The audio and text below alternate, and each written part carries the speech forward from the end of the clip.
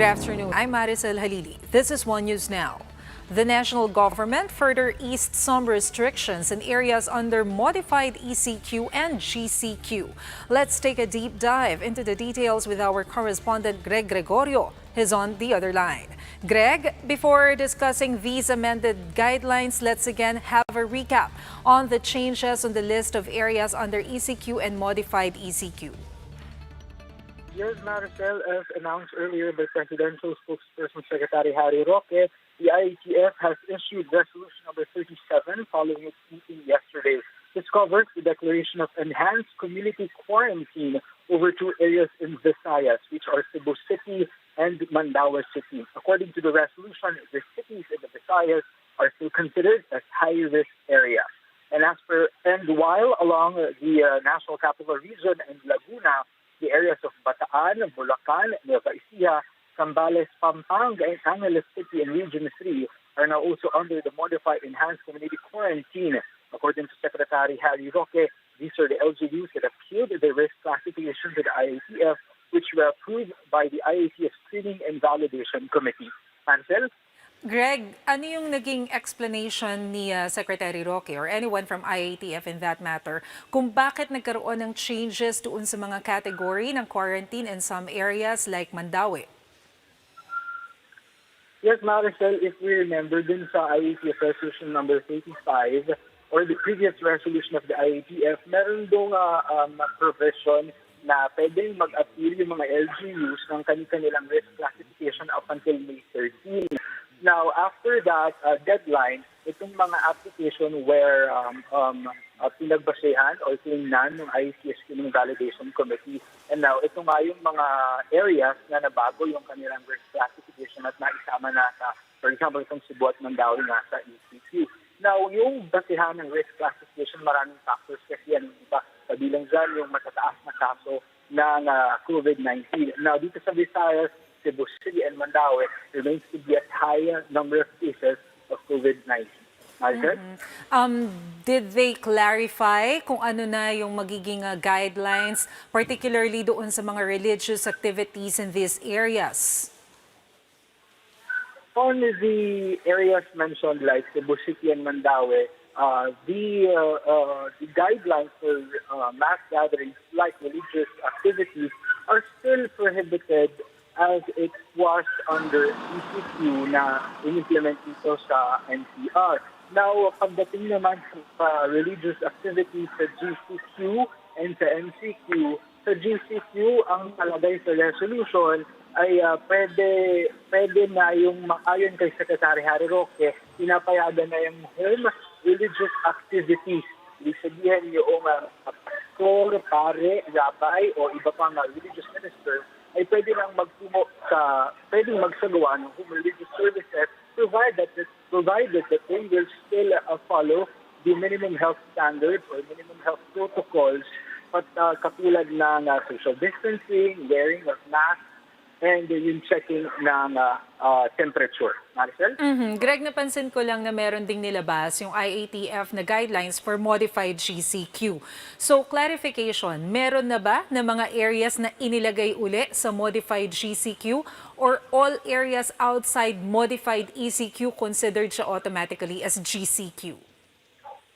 Maricel, according to Secretary Roque, sa ngayon, wala pang mga areas na nakalagay sa modified GCQ.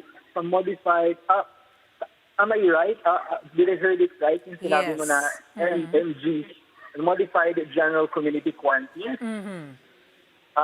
According to Secretary Roque, yan nga yung bagong classification na kasama sa inilabas ng IATF after ng meeting kahapon. Pero sa ngayon, according to Secretary Roque, wala pang mga areas under Modified General Community Quarantine. This is actually the transition phase between the general community quarantine and yung pagpasok o yung pagkakaroon na ng new normal sa isang lugar. According to Secretary Roque, he will further discuss this classification or this modified general community quarantine bukas.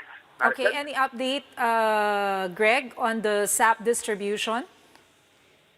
Yes, Maricel, according kay Director Irene Dumlao ng DSWD, na kapag pamahagi na sila ngayon ng 96.59 billion pesos para sa kanilang 17 million beneficiaries ng SAP. At nilinaw din niya na yung inilunsad nilang Relief Agad PH kahapon na isang mobile app ay na para sana sa mas mabilis na registration at validation ng mga SAP beneficiaries ay pilot operation daw muna dito sa NCR. Ito kasi Relief Agad na online app ay makakatulong sana nga para sa mas mabilis na distribution at registration and distribution nitong SAP para doon sa second tranche ng SAP. Now, para magamit itong Relief Agad PH, kailangan pumunta yung SAP beneficiaries doon sa www.reliefagad.ph. Dito kailangan niyang i-register yung sarili niya. Dapat meron siyang existing SAC form o yung Social Amelioration Card. Kailangan niyang i-scan yung barcode doon sa kanyang SAC form. O kung hindi naman ma-scan yung barcode, pwede niyang i-key in yung SAC number niya doon. Doon ihigin yung kanyang mga personal details. At pwede rin siyang mamili ng online avenue para matanggap niya yung kanyang SAP benefit.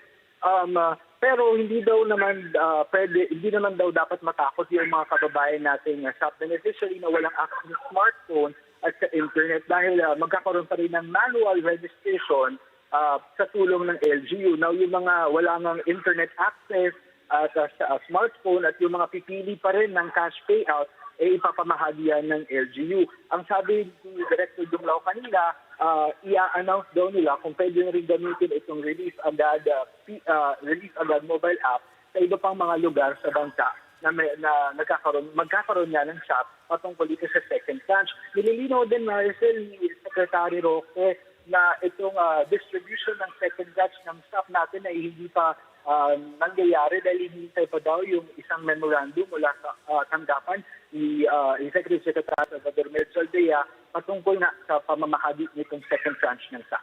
Maricel? All right, thank you, Greg Gregorio. Liquor sales spiked in Quezon City after the LGU lifted the liquor ban today. Dozens of customers flocked stores in Tomas Morato to buy alcoholic beverages. But physical distancing is still strictly imposed. Meanwhile, the city government reminds the public that purchase of these products are only allowed between 1 p.m. and 5 p.m.